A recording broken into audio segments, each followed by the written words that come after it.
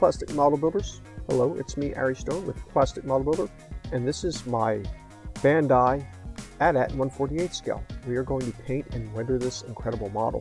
First, I am mixing my paint here. I use Tamiya XF2 and XF53. It's a neutral gray and white. I mixed to the ratio suggested on the instructions. This model has been primered. I'm just going over this real quickly with a wonderful coat of this mixture. When we weather this, we're going to darken the color up a little bit to create some dark spots on this to mimic dirt. We're going to put a little bit of rust on there, some staining. We're going to put things on there that resemble paint wear, silvering, things like that. So watch all of this video, that way you see how we do it. You saw me mixing the paint earlier to achieve this color that we're using right here. I am now using those same colors, and I'm going to make a darker version of this color. And we are going to spray this so lightly you can't see it until it dries on there.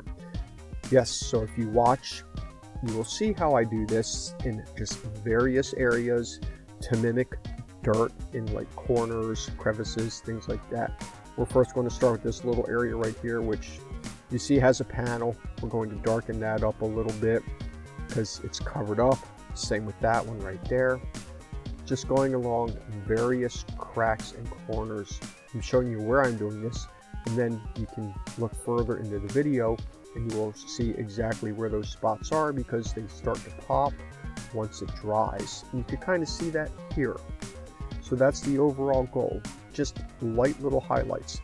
This is essentially post shading instead of pre-shading, because I feel that when you do shading, it's always after a model is painted, or anything, even in real life, it's after the fact, not before it. You see, just getting a couple of panels here and there. We're going to go along the neck and the torso of this thing. This is a wonderful Bandai model. If you haven't seen my video on how to assemble it, check that out as well. This is the inner legs. You see it has, of course, 4 legs that are articulated. You can move them into whatever position you need, as well as the base. So this is what it looks like with all that shading done. Now we are going to do a little bit more, not a lot, just little splotches here and there. We're going to be putting on some weathering right there, as you could see, on the guns, and then we're going to make them look more like they've been fired after we finish doing all this right there.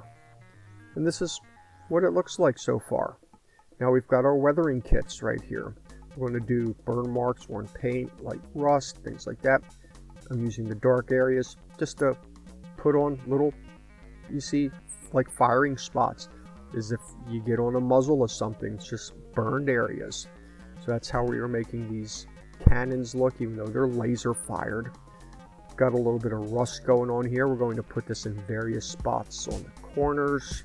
We're also going to give some little drips of oil and things like that, as if things are running down. We're going to do the same thing with some silvering. And I do a pin wash on this on certain areas, which is the oil streaks. I make my own little mix out of that. It's model making madness. We're making things look pretty. So you see, just going along bottom edges right there. Going along this top edge there. We're going to do the same on the neck, because you know that's usually where you would see dripping occur, or dirt. As things rain, they puddle up in certain areas. We've got our actuators right here. By the way, join my Facebook group. Visit my website that I have. Links are in the description. So we've got silver going on now. Just small areas to indicate some wear. I did minimal weathering on this, something that you would just see, not a lot of mud, because it's first seen in snow. So we're just kind of going with how it would be in the snow. I'm doing these right here darker, because that would be where you would have wear. As you can see how those move. So it would make sense for it to have certain wear spots right there. Just do all 4 of these. I took the legs off because it was just easier to do that with the legs off. Now here I am doing my homemade dirt wash. I've got some oil paints, a little bit of brown, and we are going to use some mineral spirits, or those mineral spirits, mix it up really good. Just put it on in thick spots, and then you get a brush, something afterwards, and you lightly go over these again. That way it can drag and drip down. Some of these I'm applying to make look like dirt, but you see right there, I got a little toothpick. It's a little wet, it just goes right into that crack and crevice, just making it look kind of natural in certain spots. Going along there, now I've got my brush, various areas. You see how it just kind of let it drip down. You can pull the drips down if you want. Put a little more thinner on there and it just drips right down. Right here, just adding a little bit of streaking. I really enjoy doing this model. As you can see, the weathering on it's a wonderful Bandai AT-AT. Just putting these streaks here where I think they should go. The thing about weathering is just do where you want things to look. It doesn't have to be what somebody else wants. Make the model look how you want it to look. So we are coming close to finishing this. We have a few more things left that we need to do. You see me getting the tail end here. Going to show you this right here. Put that back in place, just like that. And we'll put this model on the stand, get a couple more things. Don't forget to subscribe, comment, and like to my channel if you like what you see.